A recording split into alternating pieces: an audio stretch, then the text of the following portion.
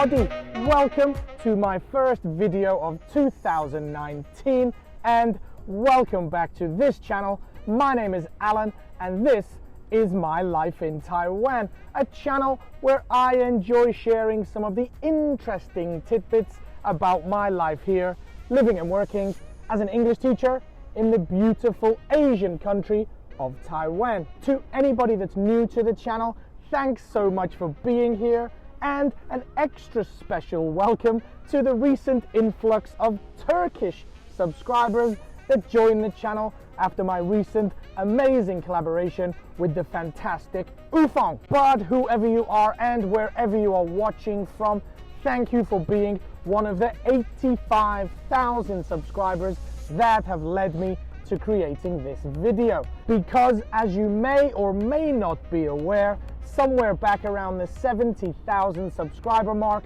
I made the audacious claim that I was going to make a charge for 100,000 subscribers. An absolutely monumental challenge that, if I achieve, will see me scaling Taiwan's highest mountain, Jade Mountain, in celebration of the success. But as anticipated, the journey from 70,000 to 100,000 is not an easy one, and as such I decided that at the halfway point between the two numbers I'd make a quick stop off and set myself a challenge. At 85,000 subscribers I would be eating one of Taiwan's more interesting delicacies. So here we are at 85,000 subscribers, 8万5千订阅, and I have to say I can't believe that we're talking such big numbers on this channel. I'm absolutely over the moon. Now, I know that celebrating one's own success too much might be interpreted as a little uncouth, but if you know me at all, you'll also know that I don't really do humility very well. And what I love to do is celebrate success, especially when the large part of that success is not down to me myself, but down to you, the team VVVIP, for watching, subscribing, sharing the videos, and generally building up this community to such a big number. I'm really appreciative, and if you haven't already joined the team VVVIP, just hit subscribe, watch to the end of the video, and you're automatically indoctrinated into the team. But anyway, we are not here to talk about that. What we are here to talk about is the aforementioned Taiwanese delicacy, mi xie, which directly translates as rice blood. But of course, the main ingredient is much more terrifying than that. It's made from the congealed blood of pigs mixed together with sticky rice, formed into a square block shape, and then cooked, prepared in a variety of different ways. Now, I have to admit that after very minimal research, I discovered that it's very similar to a product we have back in England, known as black pudding, which I would often eat and not find disgusting at all.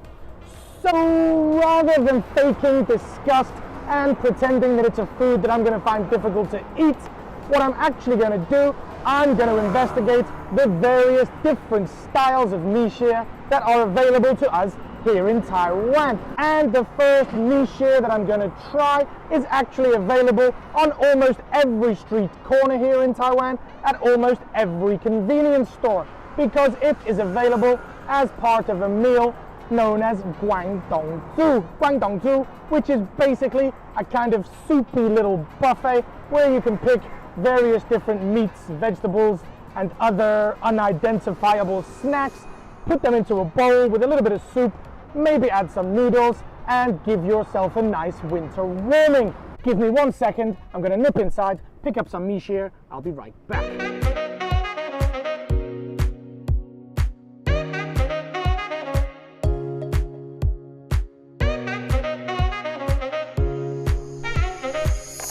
One thing I love about Taiwan, can leave my computer, my camera here, nobody even touches it while I'm inside buying this mi xie. Now let's take a closer look. As you can see, lots of grains of white rice in there, giving the food some structure and holding all of that beautiful black pig's blood together. Now, let me tell you a quick story. I actually love it when my kids in school eat this because a lot of the younger students, I'll ask them, what are you eating? And they'll tell me, I'm eating米血. And I'll ask them, do you know what it is? And a little bit similar to kids back in England who eat black pudding. Absolutely love it, but no idea that it's made from pig's blood. Therefore, when I tell my students in school that it's actually made from pig's blood, they argue with me, telling me, no, it's not, it's米血, it's rice blood. I tell them, go home, ask your parents, and then the parents give them the bad news. But anyway, less about that, let's give it a try.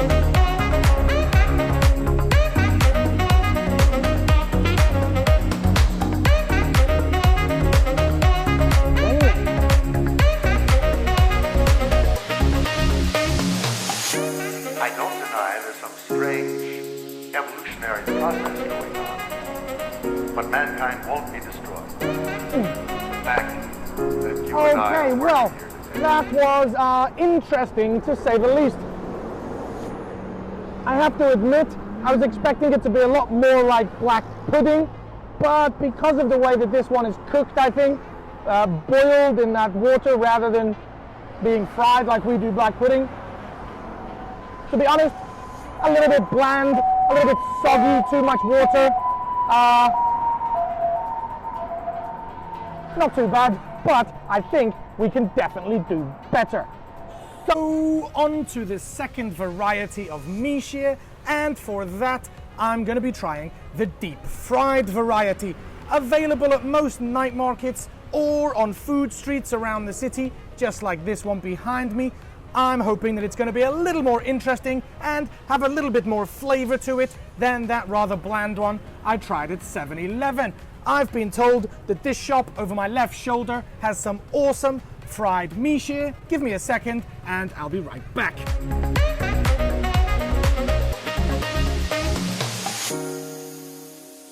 Okay, let's get rid of that one. Okay, I'm back. And I have got one portion 一份米血炸的 deep fried 米血. Let's give it a taste and see how it compares to the boiled one.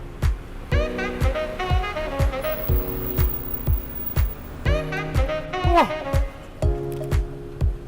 This one seems much more flavorsome, more substantial, more strength and texture to it. Obviously not as soggy and wet and damp as the boiled one, but the flavor from the deep frying definitely matches my taste much better than the boiled one.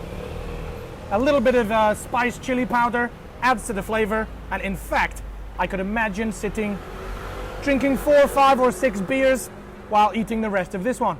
Much better than 7-Eleven's.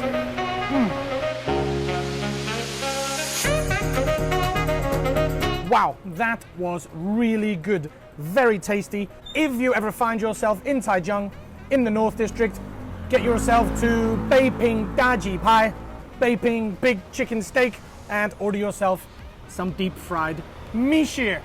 But I still think Taichung has more to offer. I'm pretty sure there's a more famous variety of米血. So it's back. Ooh, I thought I'd lost it for a second there. But anyway, yes, in order to try my third and final variety of米血, I've come to one of Taiwan's most famous, biggest night markets, Fengjia Night Market, because here they have an incredibly special recipe, an exceptionally special way they prepare the米血that's also known as 猪血糕 or pig's blood cake. I'm very sorry about my Chinese in this episode. I'm sure many of you are going to be pretty annoyed, but I really want to introduce to you this 米血糕. Give me 1 second. I'll be right back with a portion and tell you all about it.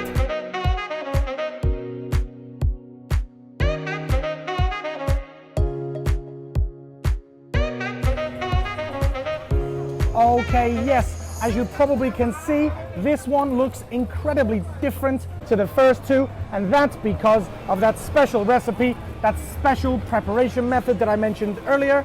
This one is a basic米血, steamed rather than boiled or fried, but then, and here's the secret, they add peanut powder, cover it in peanut powder, and add some cilantro. Cilantro in English,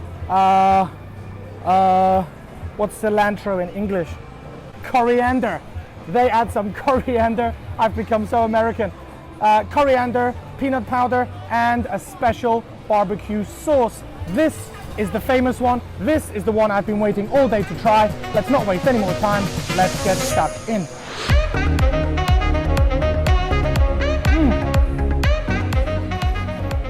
That is really a Taiwanese delicacy that everybody must try. This is so interesting.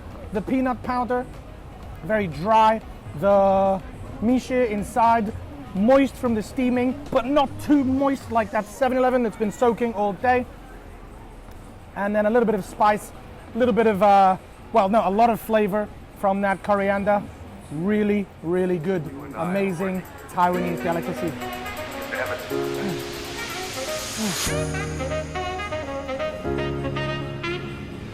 On the surface, on the face of it, does seem like a very strange food to try. But once you've eaten it, I'm sure you'll be addicted to it, especially this peanut powder pig's blood cake. Now, before I go, I want you to let me know in the comment section which of the 3 miche that I tried today is your favorite. Which one do you like? Which one don't you like? Also, if you want a little bit more life in Taiwan in your life, I have Instagram and Facebook accounts where I share a little bit more of my day-to-day life. Go check it out, get involved. But as for now, I think that's enough things I've told you to do, but I'll see you next time in my life in Taiwan. Peace.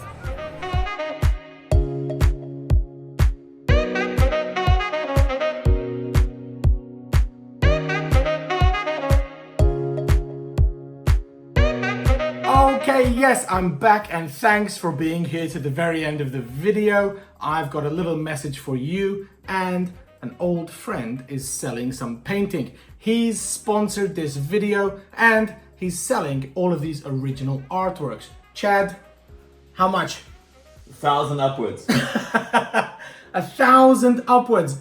Brandon, what do you reckon? The auction starts at 1,000 NT.